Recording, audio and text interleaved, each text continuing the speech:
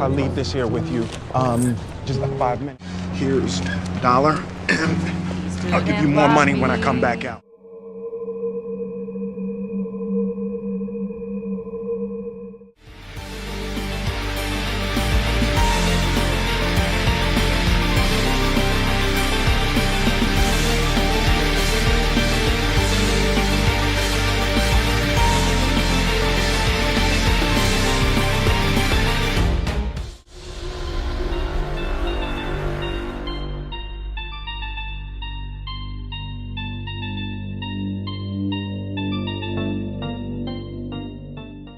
The movie began in San Francisco back in 1981, establishing a setting defined by economic uncertainty and quiet daily struggle. Chris Gardner, the central figure of the story, makes his precarious living by attempting to sell a specialized medical device known as the portable bone density scanner. The equipment is cumbersome, difficult to transport, and largely misunderstood by the medical community. Each morning follows a rigid and exhausting routine. Chris leaves his young son, Christopher, at a budget-friendly daycare center located in Chinatown. Before heading out to work, Chris pauses outside the facility and asks the cleaner when they intend to remove the offensive graffiti scribbled across the wall. While examining the building's exterior, he also notices a glaring error in the daycare's official slogan. The word happiness is misspelled. It incorrectly features a Y at the end rather than the proper I following the P. This small typographical mistake lingers in his mind, subtly reflecting the flawed and difficult path he is walking. While waiting at a nearby bus stop, a homeless man approaches him and curiously inspects the heavy scanner. In a moment of quiet irony,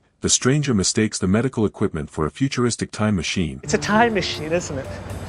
Seems like a time machine. A brief interaction that highlights just how out of place and burdened Chris feels while carrying a device that refuses to generate income.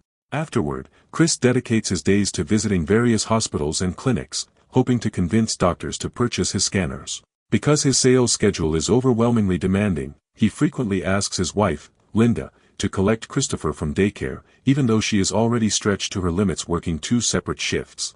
The financial pressure is relentless. Chris knows he must sell at least 2 machines every single month just to cover their basic living expenses, but the reality of his situation is far grimmer. Most physicians and hospital administrators view the scanner as an unnecessarily expensive piece of equipment that offers little practical value. Always in a hurry and constantly racing against the clock, Chris routinely parks his car directly in front of hospital entrances to save precious minutes. He is fully aware of the legal consequences, but he simply cannot afford to pay the accumulating parking fines. Eventually, his neglect catches up with him, and his vehicle is towed away, stripping him of both transportation and a fragile sense of stability. That same evening, during a tense dinner, Chris notices a Rubik's Cube resting on the table. The colorful puzzle is a highly popular new toy at the time, originally given to Christopher as a gift by one of Linda's co-workers. Linda uses the moment to ask whether Chris has finally paid their overdue taxes. Chris admits that he was forced to file another extension, a response that visibly frustrates her and deepens the growing rift between them. Once Linda steps away from the table,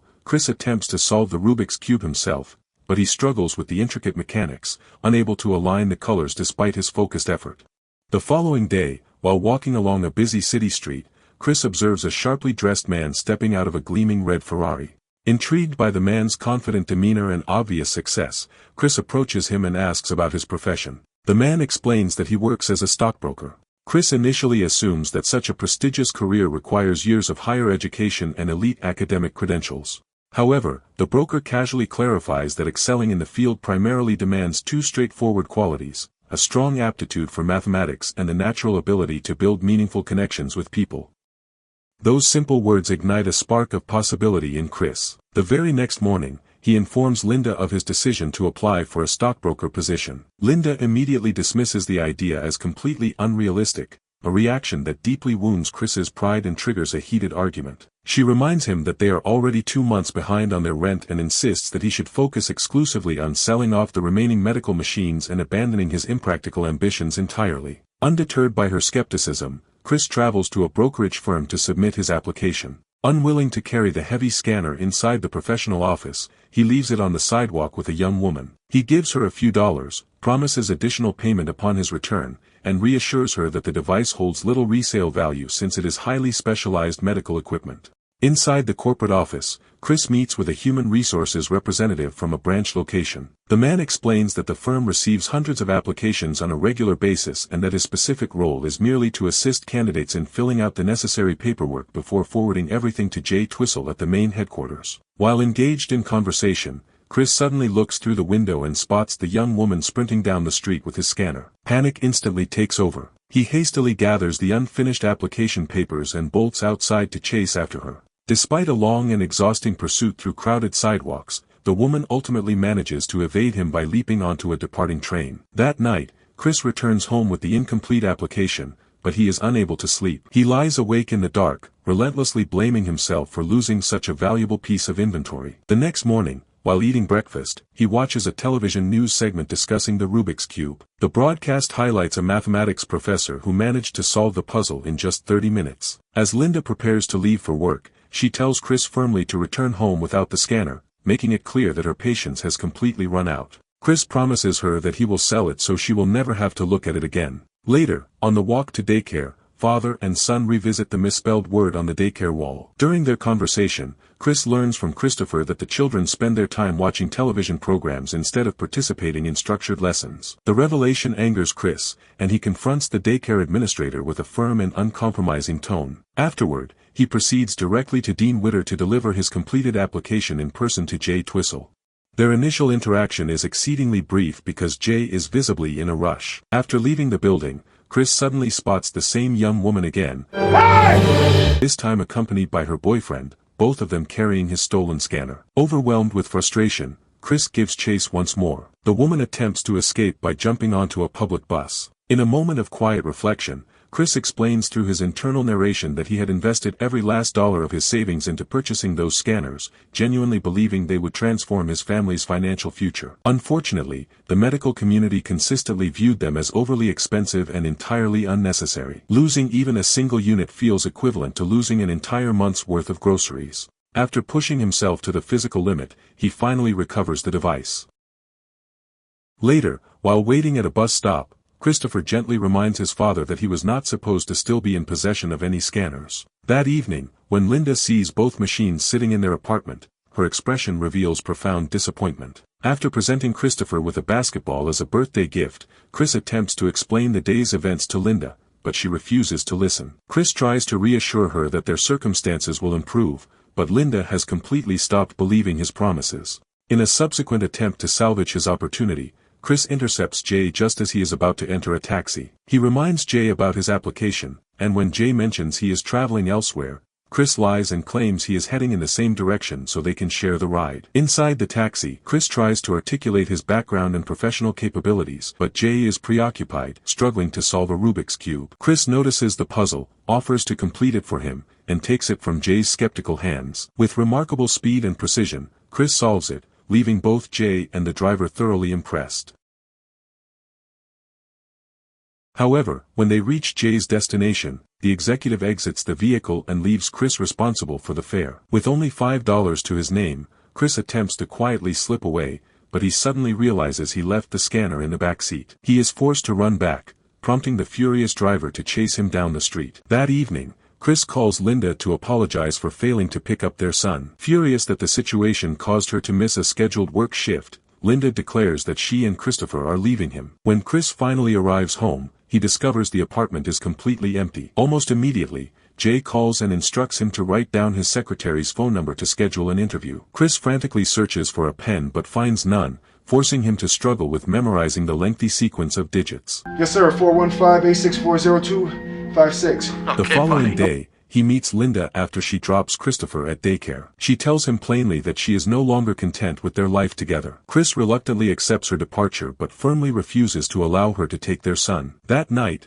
the landlord arrives demanding overdue rent. Chris pleads for more time, and the landlord suggests they relocate to a cheaper nearby motel, insisting they vacate the apartment by morning. Chris begs for one additional week, offering to repaint the entire apartment himself as compensation. The landlord reluctantly agrees to the arrangement. The following day, while actively painting the walls, police officers arrive and arrest Chris for the accumulated unpaid parking tickets. He is taken to the station and forced to spend the night in a cold, unfamiliar jail cell. The next morning, he is released and rushes directly to his crucial job interview at Dean Witter, still wearing the same stained and wrinkled clothes from the previous day. Feeling deeply embarrassed by his disheveled appearance, Chris honestly explains to the interview panel that he was arrested the night before due to unpaid parking fines. Instead of shrinking from the situation, he uses self-deprecating humor and straightforward, confident answers to make the interviewers laugh. His exceptional communication skills and genuine authenticity immediately set him apart from the other candidates. After the meeting concludes, Jay congratulates Chris on his impressive performance despite his unconventional appearance. However, Chris soon learns the harsh reality of the opportunity. The 6-month internship offers absolutely no salary, and only a single intern will be offered a permanent position at the end of the program. The staggering financial implications deeply worry him. That night, Linda informs Chris that she plans to move to New York to accept a waitress position. Chris agrees to the separation, but only on the strict condition that Christopher remains with him. With tears in her eyes, Linda packs her belongings and leaves them behind. The next day, Chris and his son relocate to the budget motel with assistance from a friend. Chris immediately begins the unpaid internship while simultaneously continuing his efforts to sell the remaining medical scanners. Within the demanding internship environment, Chris works relentlessly but is forced to leave early every single afternoon to collect his son from daycare. To compensate for the lost hours, he develops highly efficient time-saving strategies, such as keeping his telephone receiver off the hook between calls to maintain momentum and deliberately avoiding liquids to minimize bathroom breaks. After 2 grueling months, he finds himself still falling behind his peers. Desperate to catch up, he takes a significant professional risk by directly contacting a major company's chief executive officer.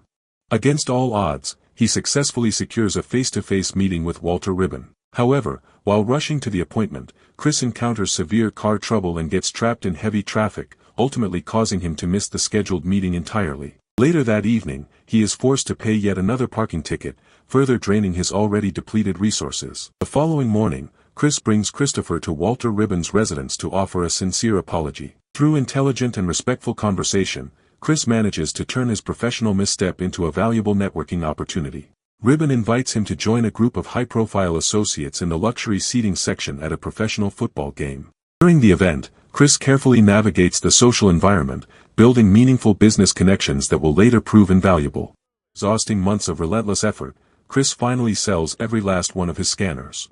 However, his brief moment of relief is abruptly shattered when the IRS freezes his bank account to cover old tax debts, leaving him completely broke and financially stranded. Desperate for immediate cash, he attempts to collect a small outstanding debt from a friend, but the friend outright refuses payment and slams the door in his face. Later, while watching Christopher play at a local playground, Chris spots his missing scanner sitting beside a homeless man and manages to recover it. They attempt to sell the device, but quickly discover that it has been severely damaged during the ordeal. That night, Chris and Christopher return to the motel only to find all their personal belongings thrown out onto the sidewalk because they failed to make the payment. With absolutely nowhere to go, they end up spending the night locked inside a public train station bathroom. They eventually transition to staying at a local homeless shelter, where daily survival becomes a grueling routine. Life revolves around lining up hours in advance to secure a bed, constantly carrying their single suitcase wherever they go, and studying financial materials late at night under dim streetlights. In a desperate bid to afford replacement parts for the broken scanner, Chris even donates his own blood at a local clinic. Once the device is successfully repaired, he sells it and uses the proceeds to secure a single night in a proper hotel. Over time, the professional connections he established at the football game begin to yield consistent results, and his client roster steadily grows. On his final day as an intern, Jay personally commends Chris for his extraordinary dedication and relentless work ethic. Shortly afterward, Chris is formally summoned into a senior executive's office and informed that he has been selected for the full-time stockbroker position. Overwhelmed by years of relentless sacrifice, poverty, and unwavering perseverance, he fights back tears, quietly thanks the management team, and immediately runs to the daycare to embrace his son. The film concludes with Chris reflecting that this profoundly difficult chapter of his life is ultimately what he calls happiness. He and Christopher walk side by side through the streets, sharing smiles and quiet laughter. A final epilogue reveals that Chris Gardner eventually founded his own highly successful investment company, cementing his remarkable journey from a struggling, homeless father to a self-made financial leader. What did you think of the ending? Let me know in the comments. And if you want to see more content like this, don't forget to like and subscribe. It really helps the channel grow.